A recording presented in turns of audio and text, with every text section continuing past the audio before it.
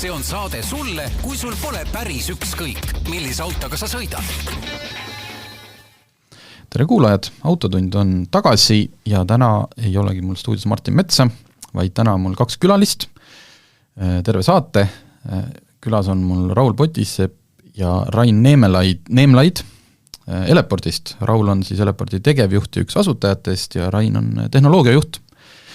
Ja seda saadet siin pikalt tegelikult planeerinud, et saaks stuudiosse taaskord mõned, ütleme siis, elektriautondusega rohkem seotud inimesed ja siis antud juhul siis laadja poole pealt või kogu selle võrgustiku poole pealt, et asi areneb ju päris kiiresti, teema on kogu aeg laual, teema on laual erinevatel põhjustel ja tihti ka eks me ise oleme siin ka kurtnud mõnikord, et mingi asi ei tööta, üritan siis võimalikult sõbralikul moel püüame vaadata sinna, väljend on karukõhtu, et millest võivad siis probleemid tekkida ja miks ja kuidas on arendaja poolt üldse seda asja nagu teha, arvestades seda, et umbes iga päev tuleb välja mingi uus elektriauto ja kõik see.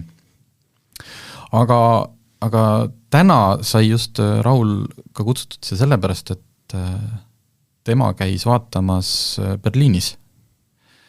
Toodi välja uus Volkswagen elektriauto ID7. Nii, nägid seda sõita veel ei saanud, aga sa nägid seda, sai näppida, istuda. Kuidas mulje oli? Jaa, tervitus, tere kõigile kuulajatele. ID7, sõita ei saanud, aga nägime, istusime sees, katsusime autot, tutvusime, et auto on ise väga ruumikas, väga ruumikas ja selline premium klassi mudel selgelt võrreldes teiste ID-seeria mudelitega. Ja mis Volkswagen ise välja tõi ja mis on selle auto üks suurimaid boonuseid on see ökonoomsus või madal energiakulu, et Volkswagen ise ütleb, et kuni 700 kilomeetrit saab autoga sõita. Ma prognoosin, et see on küll suvel ja linnas, aga sellegi poolest, et isegi kui see reaalne sõiduulatus jääb seal 500 plus kilomeetrit, siis on ka juba ikkagi väga, väga korralik sõiduulatus. Et paar aastat tagasi üks autotootja tegi uuringu oma klientide seas ja sellest uuringust siis lähtus, et kui auto sõidab minimaalselt, ütleme 300 kilomeetrit, talvel 300 kilomeetrit, see on siis Eestis. Just see on väga oluline alati ära mainida. Ja et siis nagu see sõiduulatus muutub enamiku inimeste jaoks ebaolulisemaks, et kas ta on 350 või on ta 400, et ühesõnaga see baasvajadus on seal 300 juures täidetud, et eriti Eestis, et ma arvan, et Eestis selle auto sõiduulatusest on küll ja küll. Tead sa peast, kui suure aku pealt see praegult saavutatud on siis? Jah, see on 86 kilovatt-tundi aku ja see on siis uus Volkswageni jaoks uus aku. Varasemalt neil oli vist 77 kilovatt-tundi oli kõige suurem, et ja see, kui arvestada, et 700 kilomeetrit, 86 kilovatt-tundi aku, siis see peaks tegema 100 kilomeetri kuluks 12,3, mis on nagu nii suur auto kohta, arvestades seda, et on peaaegu 5-meetrine auto, suht samade mõõtmetega, mis Ioniq 6, 5-meetrine auto ja see siis wheelbase on seal 3 meetrit, et see on ikkagi suur auto, et sellise auto kohta see energiakulu on ikkagi väga, väga hea. Et mulle isiklikult väga meeldib, et see auto oli või on esimene Volkswageni sedaan. Mina olen selline inimene, kes siin linnamaasturite maailmas just mind huvitavad eriti sedaanid, just kerekuju poolest niimoodi ja muidugi see efektiivsus on ka, sedaanidel sa saad selgelt energiakulu madalamaks kui linnamaasturit, et ma väga loodan, et sellised mudeleid tuleb nii Volkswagenil kui teistel veel, ja noh, mis mulle väga meeldib, on see, et autotootjad järjest on siin töötanud selle kallal, et selle asemel panna lihtsalt suurem aku auto peale, nad on proovinud ikkagi siis õhutakistustegurit saada nii madalaks kui võimalik, et ID7 on näiteks 0,23 on see tegur, mis on ka väga hea, mis on siis sama, mis näiteks Tesla Model 3-l ja ainult natukene kehvem kui siis uuel Ioniq 6-l. Jah, et Ioniq 6-l oli see 0,21 ja hetkel selline seeria tootmiste autode parim on Mercedese see EQS-seeria, vist EQS ja EQE, mõlemad äkki on 0,20. Siin eile, ma kohe räägin ka Ioniq 6-st, mina käisin eile Ioniq 6-ga sõitmas, aga seal toodi välja, et kunagi, kui see oli Audi 100 see põlvkond, mida nimetatakse Sigariks, et see oli hästi kuulus, et kuigi ta näeb, eks ju, kandiline välja, ja tihti ongi, et see auto kuju alati ei anna välja seda, et mis ta tegelikult, see õhutakistegur, et see auto võib olla kandiline ja siiski väga hea voolujoonalisusega, et selle Audi puhul oli vist see 0,33 või 32 ja see oli toonana selline tippklass ja kõik ahetasid, et vot kus poisid tegid alles voolujoonelise auto ja nüüd me oleme siin 0,23 juures. Et ma saan aru, et 3 meetrit teljevahet, see tähendab, et tagaiste ilmselt on jälle selline, et lased rahulikult ennast lösakile ja ikka ei puutu vastu esiistet. Jaa, et seal oli üks leedukas oli, kes oli, leedukad teada-tuntud korvpallurid on, et leedukas oli seal, ma ei tea, 1,90, 1,95 midagi sellist, et see vend istus seal taga ja väga, väga mugav oli ja esiiste ei olnud kuskil kõige ette, et ma ütleks, et see on seal me spekuleerisime, et ta on ilmselt on rohkem ruumi kui Škoda Superbis. Et aga üks-ühele seal võrdlust tuleb teha siis, kui auto on Eestis, aga jah, mingi hetk läheb see juba natuke nagu selliseks jällegi nagu ülevõlli, et palju seda põlveruumi sul seal ikka vaja on, et siis tuleks hakata juba mujale rohkem seda ruumi andma või siis autod lühemaks, näiteks ju ka Ioniq 5-l on see 3 meetrit teljevahe ja samamoodi see tagaistmel saab kõvasti laiutada. Kas ta oli, ei ole kodutööd ära, kas ta oli pigem staan või ta on see tagaluuk avaneb nagu luukpärane, et kas ta avaneb koos selle tagaklaasiga või oli, et oleks ka niisugune nii-öelda läbilaadimisvõimalus või? Ja ta avaneb koos siis tagaklaasiga nii-öelda, et seal on selles suhtes ka see on see pagasiruumi sügavus on seal vist isegi meeter või üle selle, et see on jällegi väga palju ruumi on taga ka, et ta ei ole selline nagu Model 3 tüüpi, et sa teed ainult selle luugi lahti, aga siis proovi seda mingisugust kandilisemat eset sisse panna, et seal sellega probleemi ei ole, et lisaks siis seal autol on uus infotainment system, siis on kas see oli seal nagu sisse lülitatud, sai näppida, et ma piltidelt vaatasin, tal see kliima ja see volüümi sättimine oli vist jätkuvalt selle puutetundliku liuguriga või? Jaa, vahe selles, et nüüd need liugurid on siis seal on valgustatud. Et enne oli seal pimedas autos oli natuke keerulisem aga jah, nüüd on see viga on parandatud ja nii palju, kui meie seal suutsime seda proovida, sest seal oli nagu neid huvilisi oli ikkagi kümneid on, et aga siis ühesõnaga see uus infotainment system tundub olevat nagu selgelt kiirem ja parem ja ei olnud mingisuguseid nagu tarkvarisi vigu, et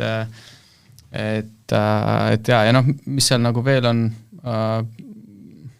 mis ei ole võib-olla mingisugune maailma esmaesitlus, aga seal on siis esiistmetel saad panna massaažifunktsiooni ja sul on timmitav siis panoraamkatus, ehk siis saad seda läbipaistvust muuta, kui päike paistab peale, siis paned läbipaistmatuks ja vastupidi, et Volkswagen ise ütleb, et see on selline loodud pikkadeks sõitudeks, et sul just pikkadel sõitudel on mugav, et ja soovitab kõikidele siis fliitidele üle Euroopa, et kes saab siis, ma ei tea, Saksamaa, Prantsusmaa, ma ei tea, Hollandi, Šveitsi vahet sõitma hakata.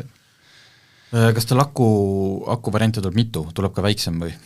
Jah, 77 ja 86 on need kasutatavad akumahud, Kõigepealt tuleb väiksem aku ja siis tuleb see uus 86 kW aku. Hindadest ei räägitud midagi?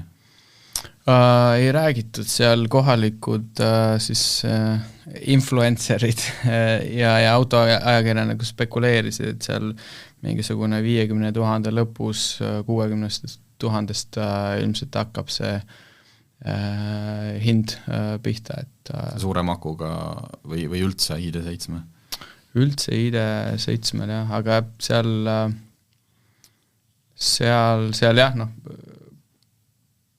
ütleme jah, et ta pigem jah, hakkab sellise, näiteks jah, mingi Ioniq 6-ga ja sellistega konkureerima, et jah, aga ta on selgelt nagu premium-klassi auto, et seal oli selge vahe, et ta ei ole nagu nii minimalistliku sisuga, nagu on näiteks ID3. Neid sedaane siin järjest esitletakse, paljud või siis pigem enamik neist on hetkel ju seal, ütleme siis luksusklassis, BMW i7, Mersu EQE, Mersu EQS,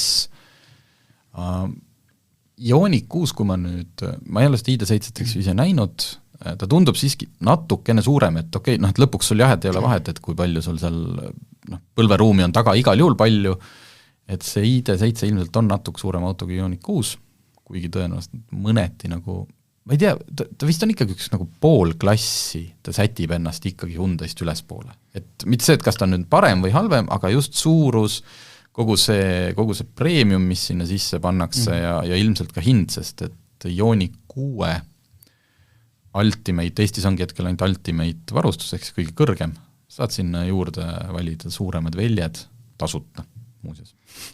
Hästi palju Ioniqu puhul oli seda, et sa saad et sul on nagu by default on sul seal mingi hästi vegan tekstiilsisu, aga kui sa oled ikkagi niisugune vanakooli või on sul näiteks lapsed ja sa ei taha seda mökerdada, siis nahksisu saab ka ja see on ka tasuta.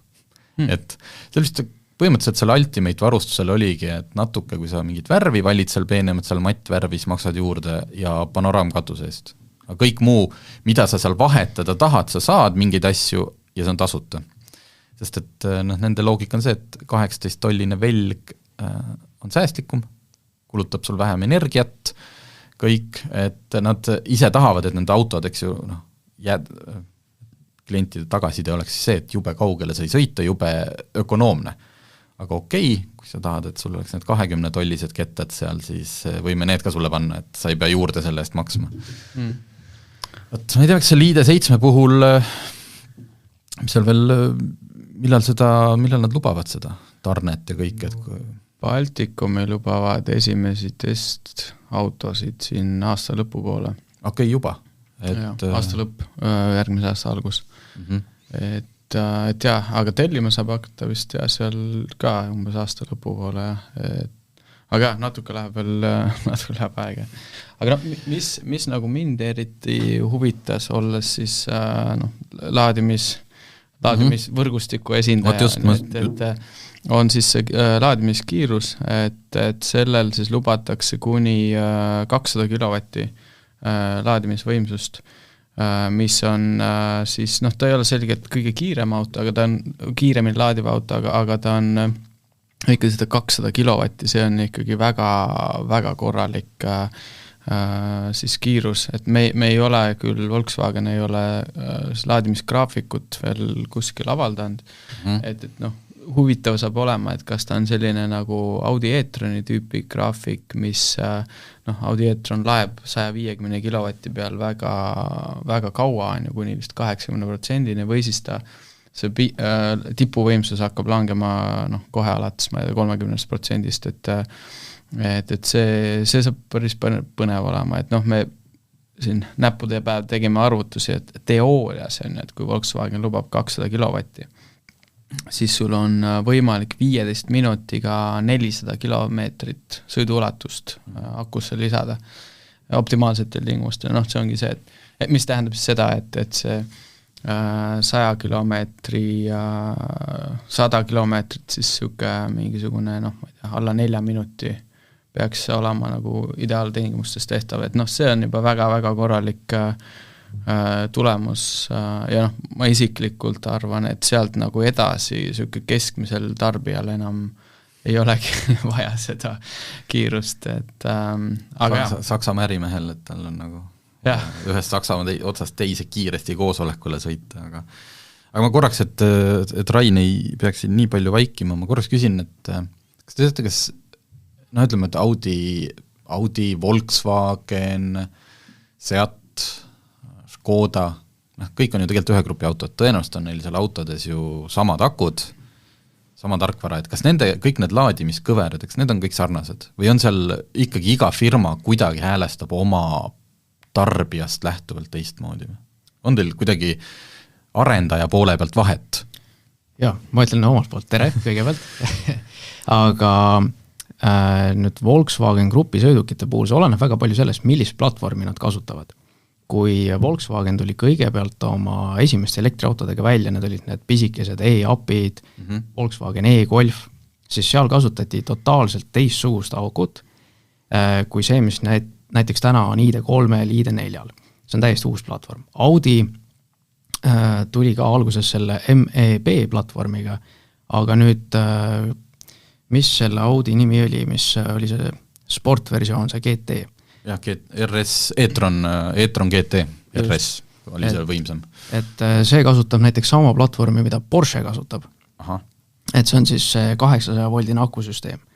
Et seal on grupisiseselt ka teatavad erinevused ja sellest tulevad ka laadimis siis nende kiiruste erinevused, et need esimesed akud, need olid sellised omamoodi, siis need, mis seal vahepeal olid, need olid juba päris okeid ja ütleme see Porsche aku on ikka väga kõva tegija. Ma siin luban kogu aeg oma Ioniq 6-st rääkida, aga kuna jutt nagu läks pärast selle peale ja Ioniquga seotud, siis neil on ka 800 voldine. Kas oskate öelda, kuidas see mõjub, kuidas see kõik mõjutab nagu aku eluigast? Me teame ju, et nagu väga võimast pauku, et tegelikult ei soovitata, et kodus ka, et isegi kui sa oled nii rikas inimene, et sa vead omale mingi 200 amprit majja sisse, sest et ma tahan 4 minutiga autot laadida, see on idiootsus ja pikas perspektiivis see pidev kiirlaadimine ei mõju autole hästi. Aga kuidas nüüd siis see vahe, et ühed panevad oma akud, annavad sama palju, eks ju, garantiid ja kõike ja lajatavad sinna, ma ei tea, 200-300, ongi vist, neil on nagu väidetavalt mingi kuni 350 kilovatti võimsusega, eks ju, ja teised, kuskil seal 150 seal juures. Kuidas need Porsche'd, Audid ja Hyundai'd oma nagu aku tervise eest siis niimoodi?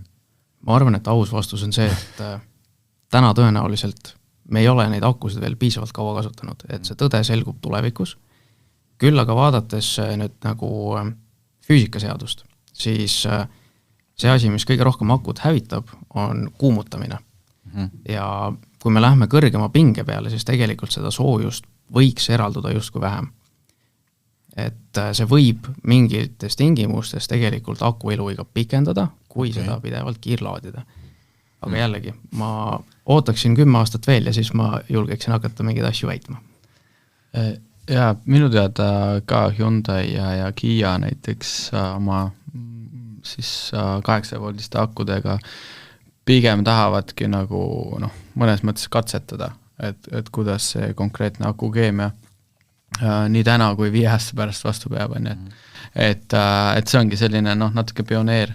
Aga teine küsimus, mille tahtsin vastata, ongi see et kuidas elektriautot laadida, sellest võiks võib-olla eraldi saate teha, aga väga lühidalt, et meil on, nagu Rain ütles väga õigesti, et see kuumus mõjutab siis aku eluiga väga, väga palju, aga ma toon võib-olla selle näite, et kui sa laed oma elektriautot nii-öelda mitte optimaalselt, ehk siis sa sõidad 0% tühjaks, iga õhtu sa laed 100% täis iga hommik, siis see võib tegelikult, see mõjutab aku siis tsüklite arvu, mis sa saad ühest akust kätte. Ehk siis mida ma tahan öelda, et kui näiteks sa oled erakasutaja, laed ainult kodus, enda arust teed kõik hästi on ja laed siis aeglasest laadijast, siis see aku eluiga või aku mahutavus võib väheneda kiiremini, sest sa saad vähem neid laadimistsükleid aklust välja, kui see, et sa käid näiteks nädalas, ma ei tea, korra või 2 kiirlaadijas ja kasutad seda, siis kõige optimaalsem on kasutada aku keskmist osa, et saada siis maksimaalset siis 20–80% on see, võiks ideaalis hoida. Jah, täpselt. Selles vahemikus. Siit võib-olla väike siis näpunäide kõikidele elektriauto omanikele, et kui teil on kodune laadijat, iga õhtu ei ole vaja seda laadida. Okay. Mul on endal, ma sõidan Kia e-Niroga praegu, umbes 350 kilti praeguste ilmadega ja ma laen umbes korra nädalas. Tulenevalt tööst ma pean seal vahepeal käima ja testima asju, aga ütleme jah, muidu reaalne vajadus oleks kord nädalas.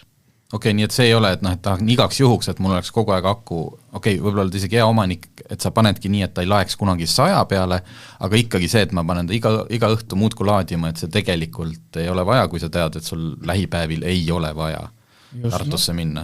Jah, sul on endal ka ju võib-olla iga õhtu, see eriti suur tüli ei ole, see kaabel külge panna, aga lihtsalt jah, kui seda vajadust ei ole, et siis ei ole mõtet, aga hea on see, et järjest rohkematel mudelitel tuleb ju see piiraja ka peale, et sa seadistadki ära, et auto ei saa laadida rohkem kui 80% näiteks ja sellisel juhul on nagu, sa oled juba päris palju teinud selleks, et aku eluiga säästa.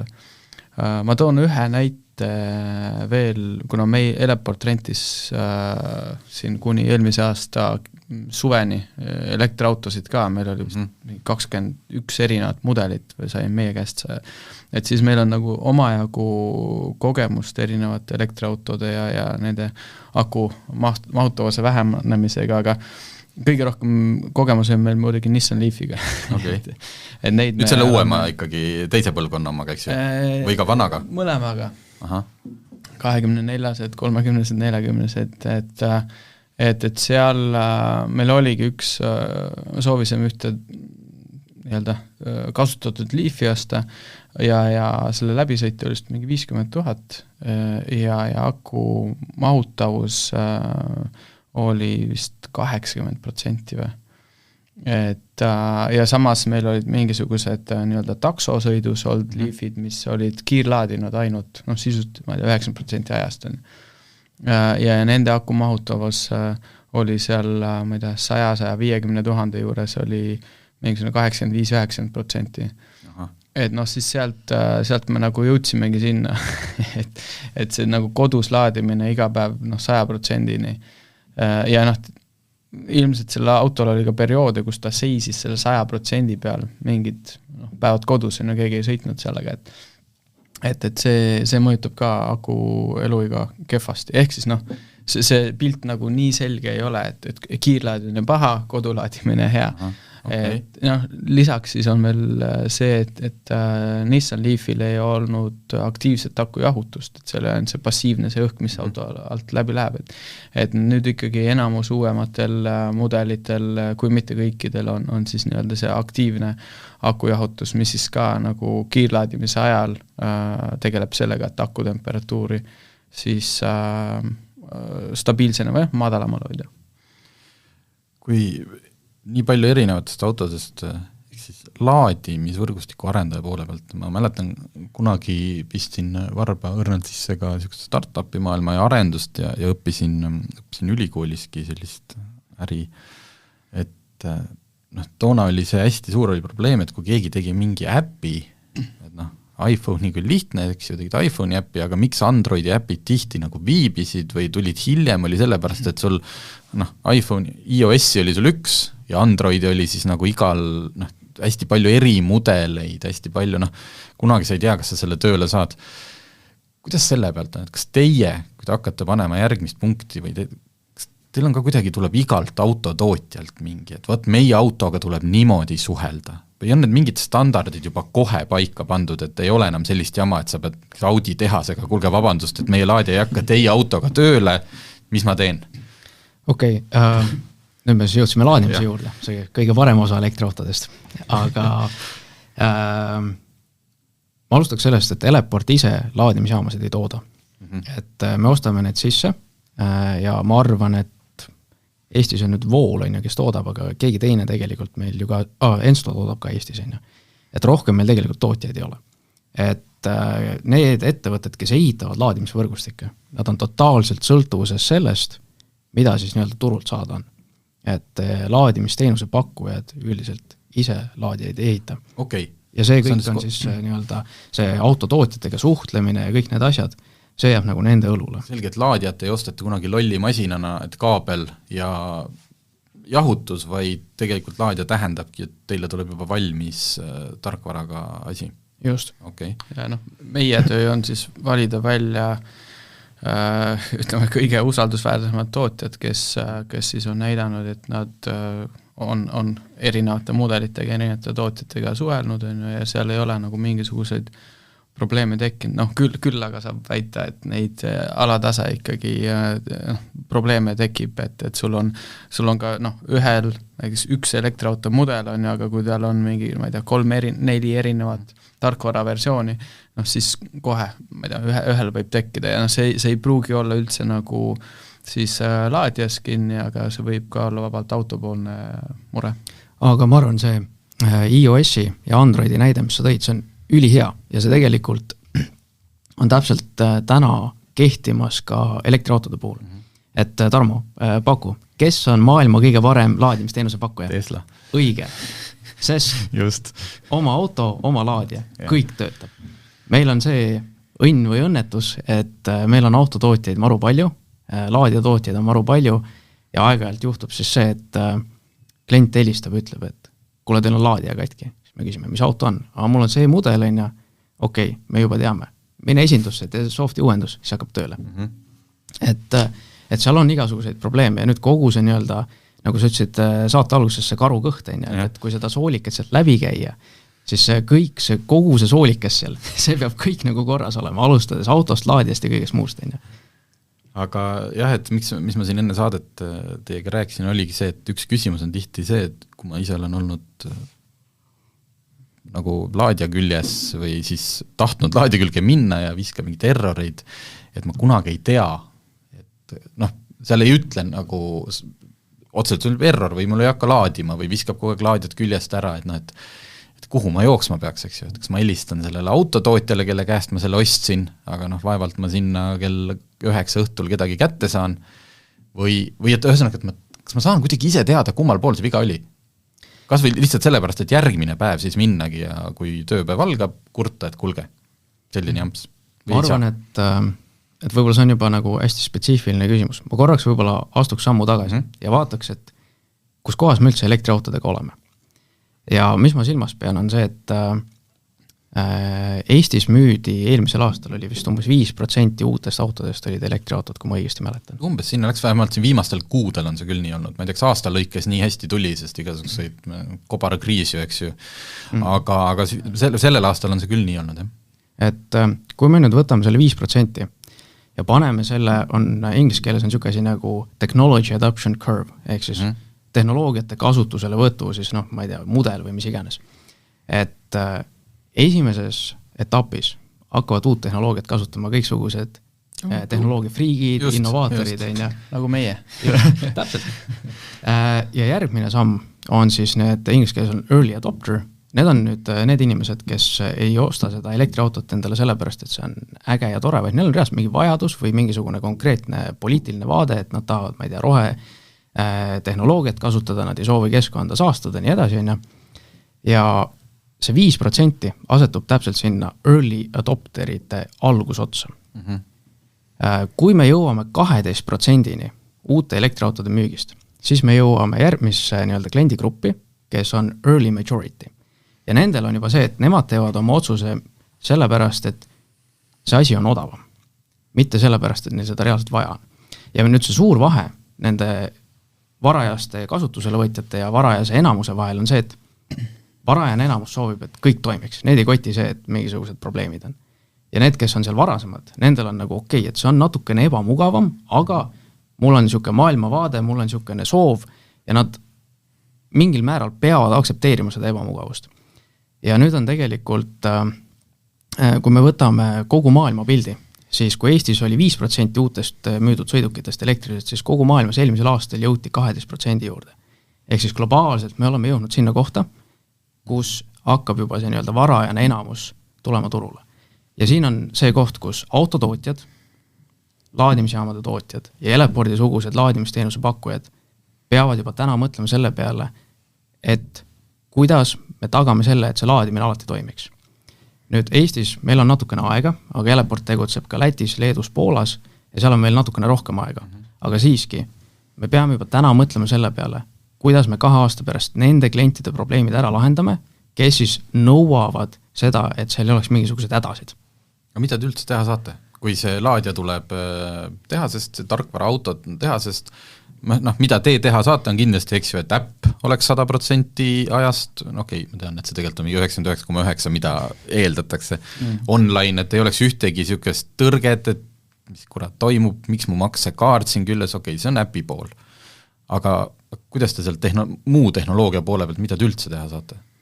No ma ütleks, et meil on järjest olulisem on klienditeenindus. Lihtsalt see, et inimene saaks reaalset abi, kui ta ise jääb hätta.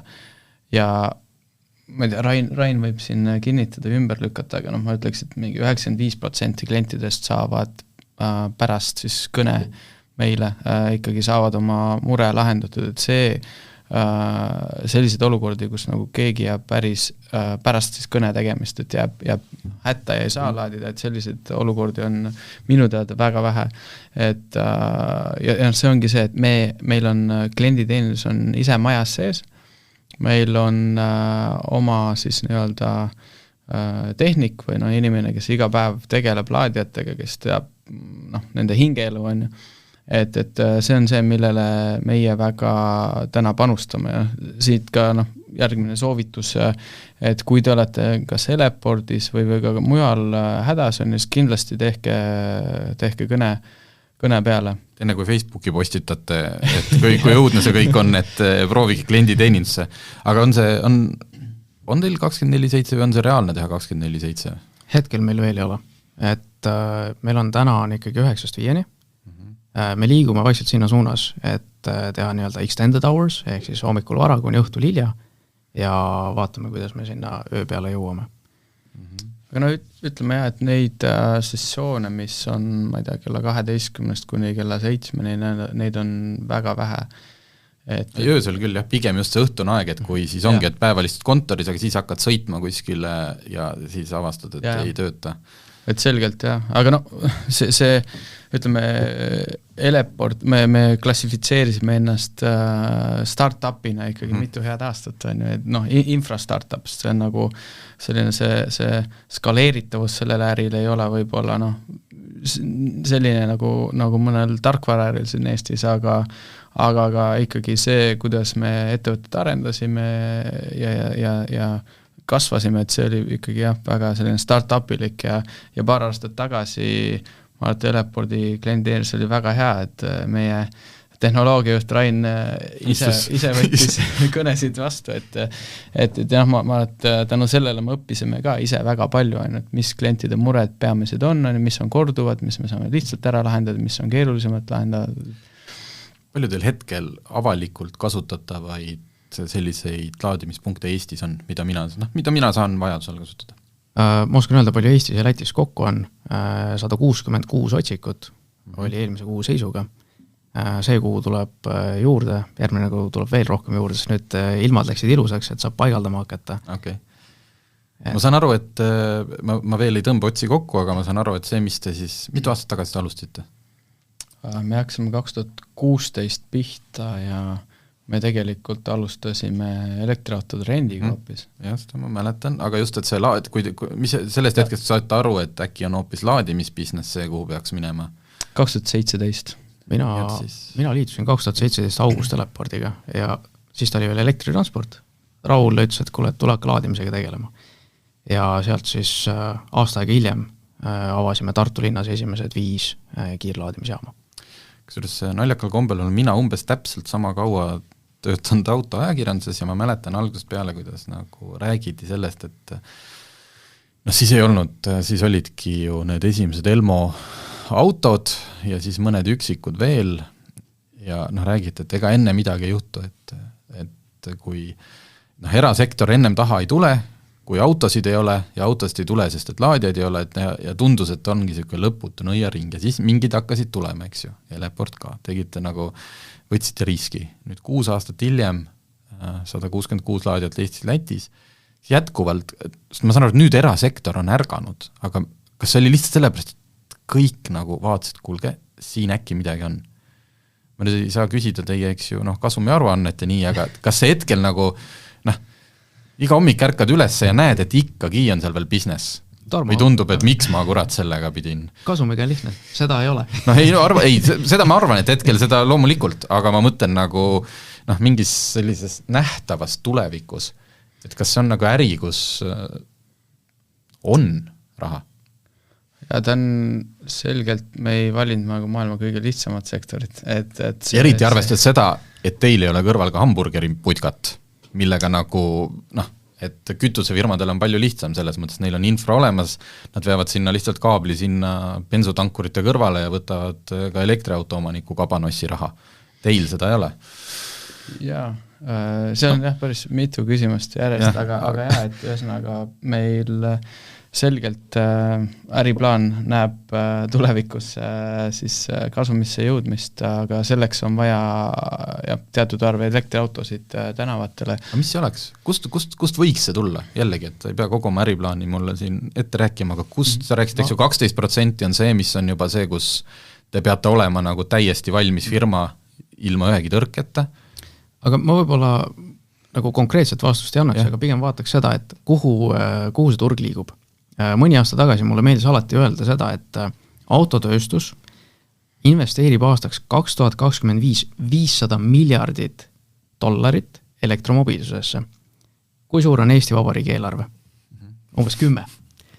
Et see on mingi 40 aastat võiks Eesti Vabariik selle eelarvega ära elada, mis siis autotööstus investeerib elektromobiilsusesse ja see on siis 1 miljon inimest saaksid 40 aastat sellise rahasummaga elada. See tekitab minus väga selge selle kindlustunde, et vahet ei ole, et see ütleme, hambapasta on tuubi seest välja pigistatud, et need autod on siin, et jääda. Ja sealt see kasv ka tuleb. See on küsimus, et kas autofirmad investeerivad või see käib koos riiklike investeeringutega, et kas sellesse investeeritakse? Üks probleem, mis tõesti praegult tuli meelde, et võib-olla kuulatel huvitav, mis Ameerikas, vähemalt Californias, üks podcast räägiti, on see, et seal oli ka mingi sai toetusi laadimisvõrgustiku tegemiseks, kõik oli jube kihvtilt, hakati laoti neid asju püsti ja mis siis selgus oli see, et ega keegi enam, et seal toetuse saamise tingimustes ei olnud enam seda, et kui hästi see sul toimima peab, mis tähendab seda, et seal on hunnik laadijaid, mis kas töötavad või mitte, need on toetusega püsti pandud ja tegelikult kedagi ei huvita. Ja siit on väga lähedalt, meil Leedust on ka üks hoiatav näide, kus seal ka riik sai kuskilt toetusmeetme Euroopa Liidu tasandilt, sealt pandi siis ka Leedu maanteedele, pandi laadijad ülesse, need on tasuta, aga seal ei ole väga suurt tormijooksu, sest sa kunagi ei tea, kas sa seal saad laadida või sa ei saa laadida, et need on siis ülespaneku hetkest 5 aastat on tasuta.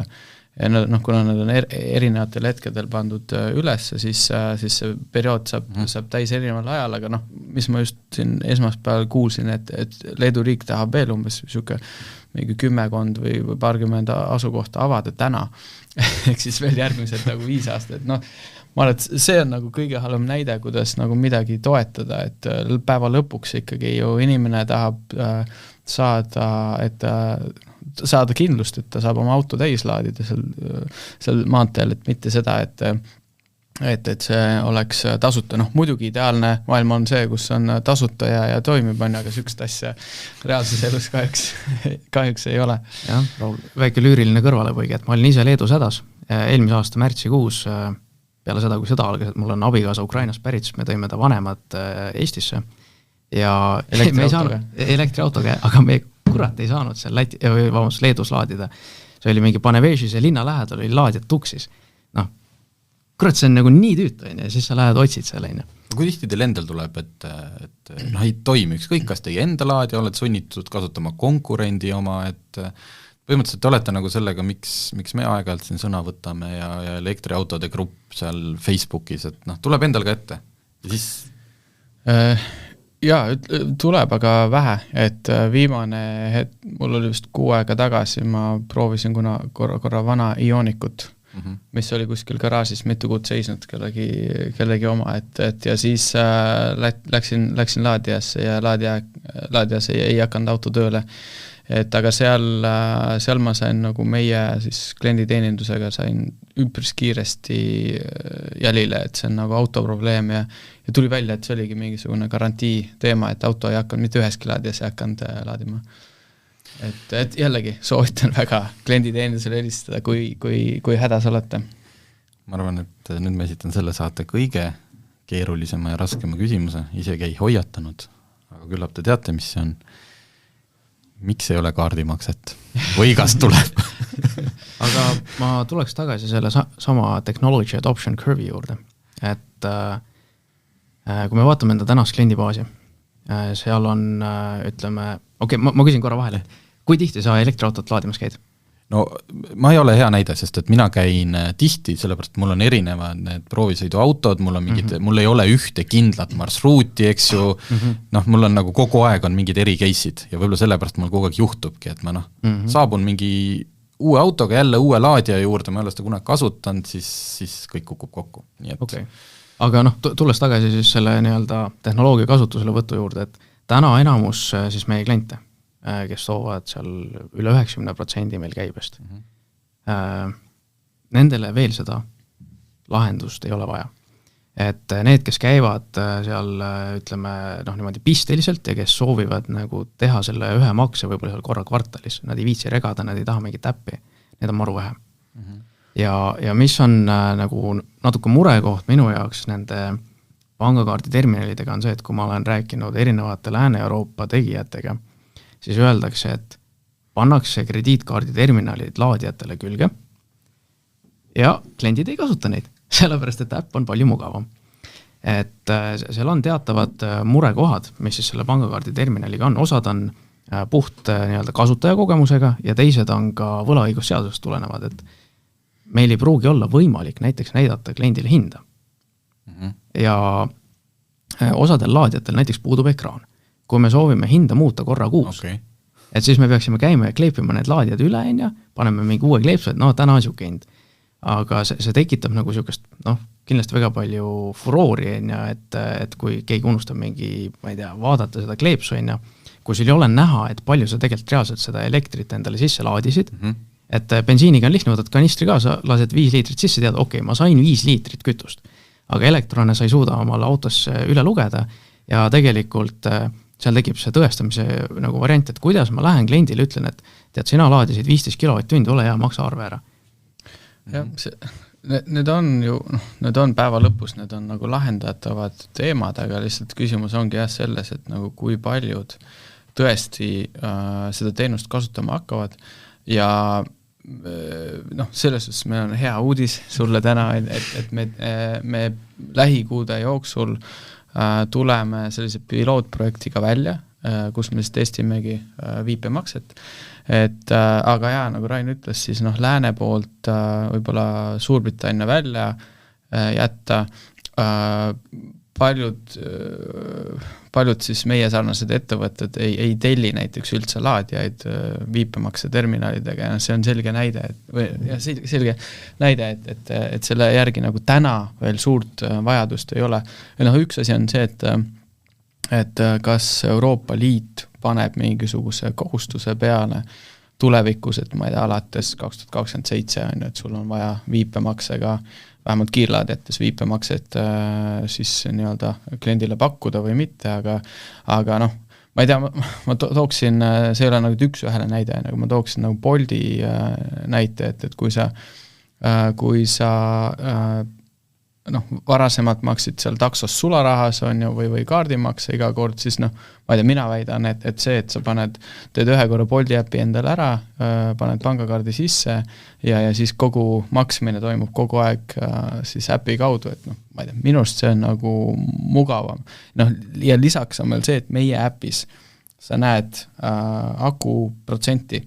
Juhul, kui laadi annab selle info välja, et see on siis ainult kiirlaadijate. See on kiirlaadijate. Ei, ma selles mõttes ma olen täiesti nõus, ma loomulikult ma kasutan Bolti äppi ja kui mul on olemas ka kõikide Eesti nende laadimisäpid ka, lihtsalt on mul ja teistel, et ongi see hetk, aga kui see kunagi äpp ei tööta, kui mul nagu see telefon tühi on, kui tihti seda juhtub, aga kõik need, et mul ei ole back-up'i, et see on nagu mõnes mõttes ju varsti, hetkel ta vist veel ei ole kirjas elutähtsa teenusena, ma ei tea, elektriauto laadimisvõimalus, eks ju, et mingi hetk, vaata kütusemüüjad on riigi silmis mingi elutähtsa teenuse pakkujad.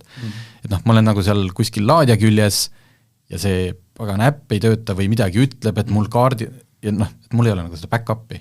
Ja siis ma nagu kanistriga nagu kõrval majast seda enam ei too, sest siis ma olen, lihtsalt see on puhtalt hästi palju kinni selles, et kui kõik teenusepakkujad saavadki oma äpid nagu niimoodi tööle, nagu töötab Bolti äpp, et siis ma arvan, et ega seda virinat ja ka meie nagu kiunu jääbki palju vähemaks, kui mul ei teki umbes... siis tuleb uus probleem, siis on liiga palju äppe.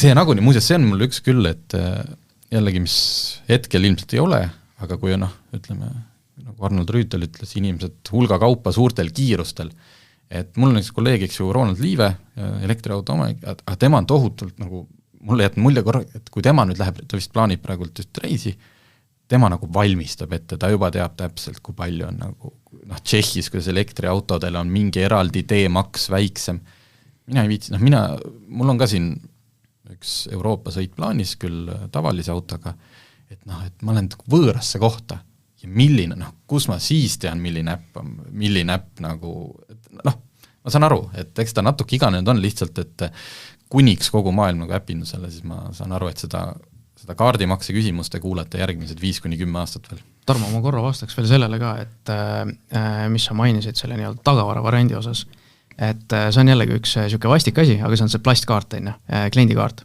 Et päriselt ka see on nagu ülihea tagavara variant. Ma olen aru saanud jah, et ega kõik need probleemid puudutavadki neid minusuguseid, kes võtavad rendiauto, elektrika, kes sõidavad testisõidu, kes võtavad, ma ei tea, sõbralt said auto mingi nädalaks kasutada, et muidugi, kui sa oled ostnud omal selle, ma ei tea, 50 000 auto, loomulikult ma paneksin selle ääreni kõiki kaarte täis. Aga lihtsalt seal on mingid täiesti nagu labased probleemid. Meil on näiteks Põhja-Eesti regionaalhaigla siis maa-aluses parklas. Ei ole levi. Sa ei saa äpiga alustada laadimist. On võimatu, on. Sa pead kasutama seda... Kui suures täpselt levi küsimus ka, et kui ma olen võõras riigis ja siis mul ei ole see nagu mingi kohaliku võrguga, et natuke on selle, aga okei. Aga Mart, see sõnum on see, et me oleme saanud tagasisidet klientidelt, on ju väga häälekatelt klientidelt, nagu ka see ise on, ja see on oluline teema, et päeva lõpuks on ju, me tahame, et meie kliendid oleks rahul. Ja seetõttu ongi, et me praegu võtamegi, meil on vist mitte kõik tellitud laadijad, aga suur osa on viipemakse võimekusega tulevikus. See siis kehtib kiirlaadijatele, et aeglaste laadijate puhul see nii-öelda tasuvus ei ole päris seal.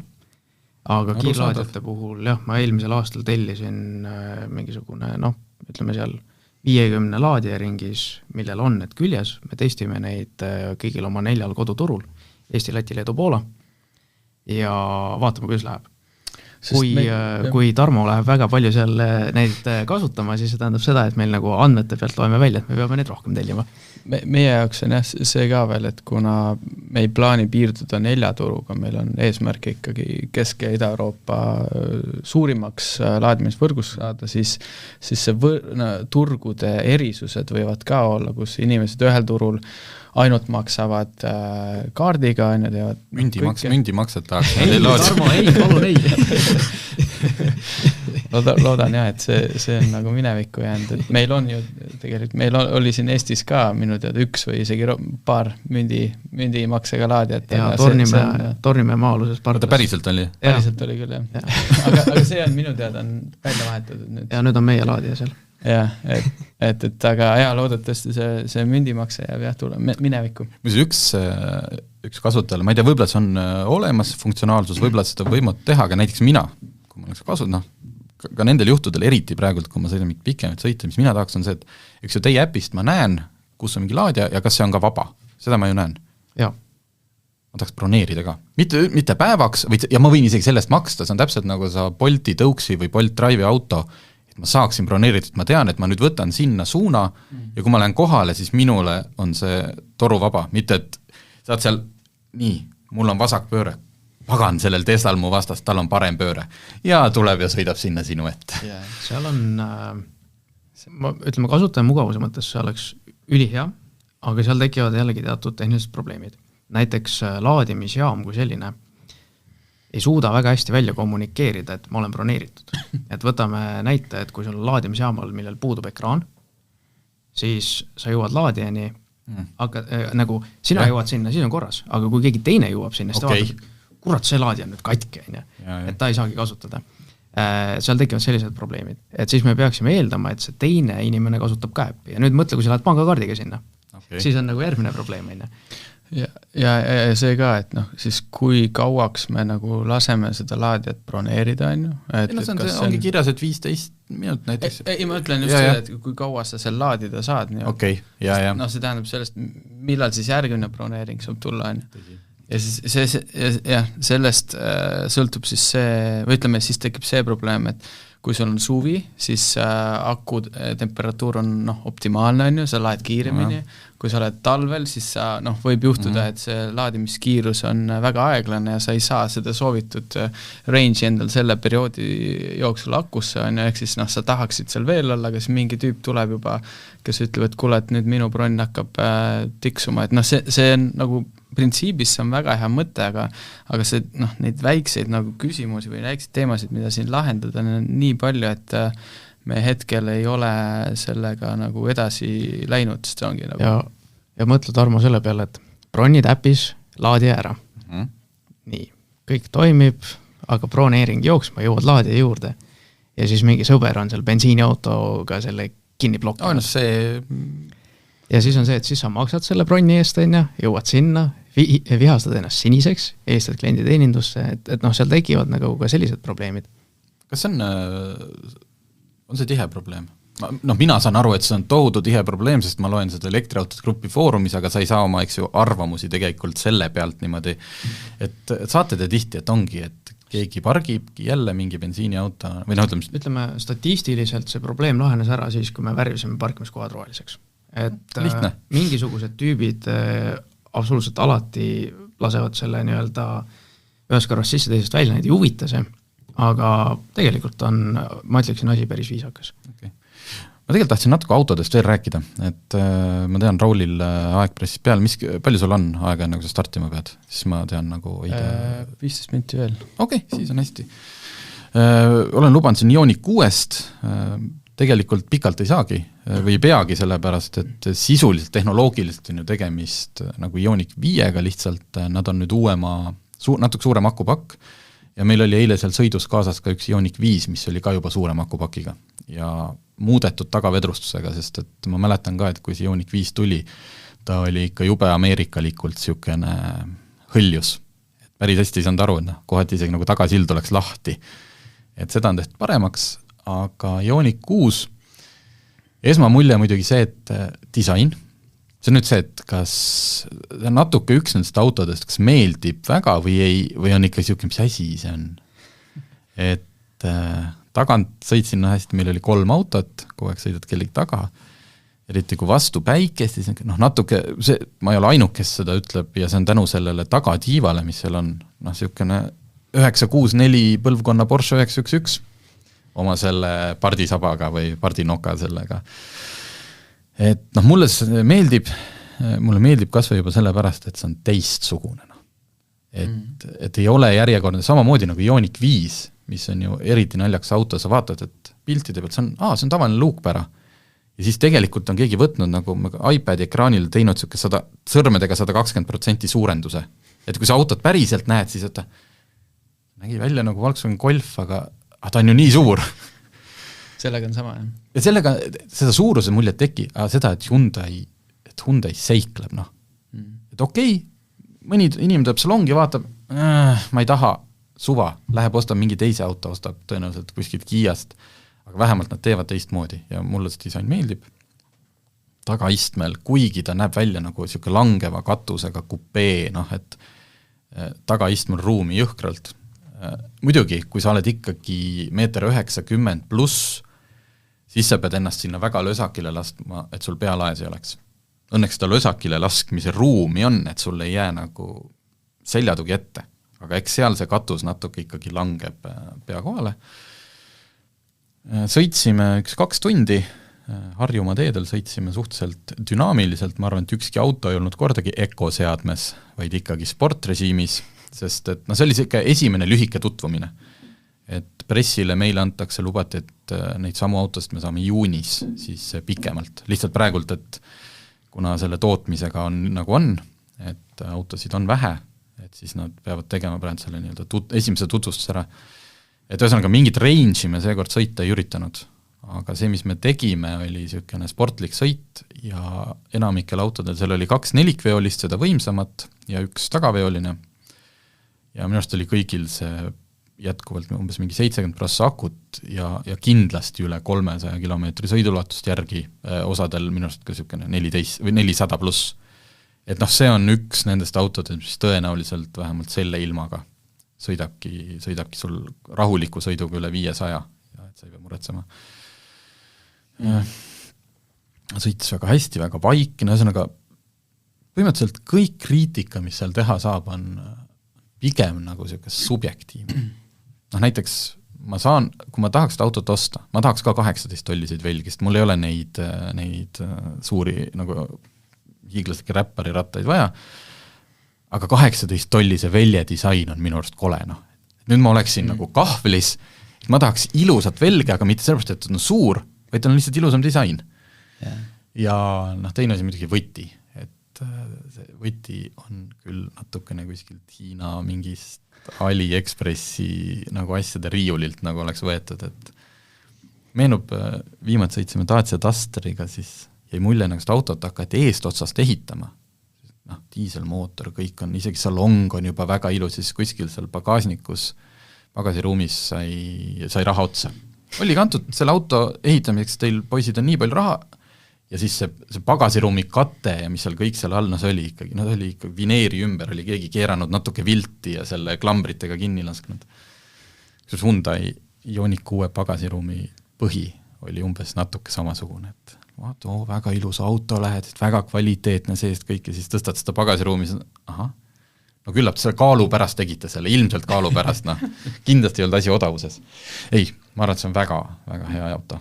Ja hinnaga on selles mõttes lihtne, et kui me selle ID7 puhul ilmselt teame, et kui ta jõuab müüki, siis sa hakkad seal tegema neid linnukesi, et palun mulle see driver assist back 1, aga jätke niimoodi. Hyundai on lihtne. Hetkel on 2 versiooni, on tagaveoline, on nelikveoline, 1 varustustase, tagaveoline 60 000, nelikveoline 64 000. Odav ei ole, aga ütleme, kui me räägime tavaautodest, elektriautode maailmas täiesti tavaline, aga selle eest saad ka väga hea auto. Aga ma tahtsin enne küsida, sinul tean Kia e-Niro, oli sul mingi nagu valik ka mingite vahel või see lihtsalt kuidagi tööandja? Ma lihtsalt rendin hetkel seda, okay. Et tegelikult meeldibki see, et 3-4 kuud sõita ühe autoga, siis proovida midagi muud, et saab kõiki neid autosid läbi proovida, vaadata, kuidas nad käituvad, nii edasi, et see on päris äge. Sina, Tesla? Mina sõitsin Teslaga eelmine talv, paar kuud, Model 3-ga siis, ja siis läksin otse üle Citroen EC4 peale. Ohoh, sulle meeldib ka seigelda. Mulle meeldib ka seigelda. Sa tahad hästi palju laadjaid testida. Täpselt. Aga see ei ole nali, see on päriselt ka nii, et ikkagi ise olla ka enda teenuse klient on ju, aga jaa, et mis nagu Teslalt Citroenile üleminek oli, et ma ütleks, Tesla on väga hea elektriauto, Citroen on väga hea auto, lihtsalt jällegi mugavuse mõttes on ju, et nagu Citroen on tuntud on ju mugavuse poolest, et istmed on ju, mulle meeldib vedrustus väga on ju, ja noh, see uus EC4 või C4 näeb minust päris hea välja ka, et elukaaslane valis just selle pärast, et aga jaa, noh, elektriautona Stellantis grupi need kõik, mis need on, Peugeot 2008, DS, Opel Mokka E, need on kõik põhimõtteliselt sama auto lihtsalt, või sama akrotehnoloogia on ju, et sama mootorid peal, et noh, ma ütleks, et suvel on väga okei, et ma ei ole väga raske jalaga, kontoris imestatakse, et kuule, et kuidas Raul nii palju ühe elektrikaga suudab sõita, et aga suvel ma tihti käin Võru vahet ja ma sõidan ilma laadimiseta selle ära, ehk siis mingi 270 kilomeetrit suvel maanteel. Ja noh, talvel on see Stellantise, seal vist ei ole soojuspumpa peal, ehk siis talvel on see küte salongis võtab ikka väga palju, eks talvel on mingi 170, et see on nagu natuke vähem.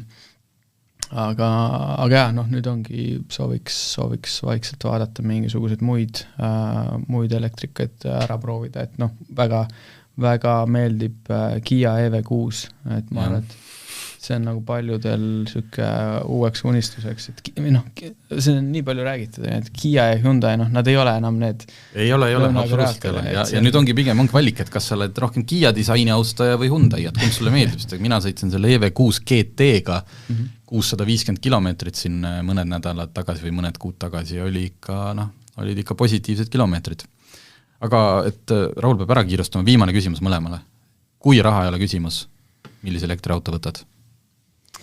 Ei pea olema elu lõpuni, aga milline oleks see, mida sa läheksid praegult ma arvan, et kas Lucid Air või siis, kui ma mõtlen nagu egoistlikult, eks jätan oma pere välja, siis Rimats Nevera. No üks pereliige saab kaasa. Üks pereliige saab viid hästi kiiresti ära ühe ja siis tuled teistele järgi. Absoluutselt. Ma arvan, et Taycan Turbo. Okei. Meil on kontoris on väike nali, et Elepordis 5 aasta pärast on kõik töötajatele, kõik autod on Porsche Taycanid, aga lihtsalt see nali on selles, et see on alati 5 aastat. Okay. Aasta pärast on ikka 5 aastat. No selge, aitäh, et tulite, loodame, et kuulajad said ka siin kogu selles elektriasjanduses natukene targemaks ja kunagi võib jälle kutsuda, seda asi areneb päris kiiresti. Jaa, anna märku.